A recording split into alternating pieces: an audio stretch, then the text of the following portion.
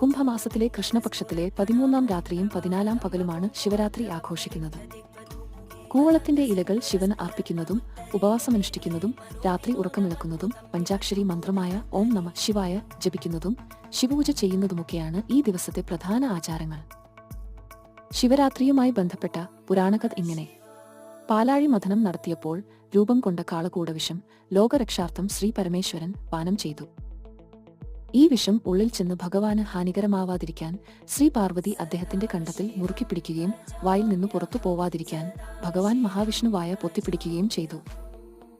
അങ്ങനെ വിഷം കണ്ഠത്തിൽ ഉറയ്ക്കുകയും ഭഗവാന് നീലകണ്ഠൻ എന്ന നാമധേയം ലഭിക്കുകയും ചെയ്തു.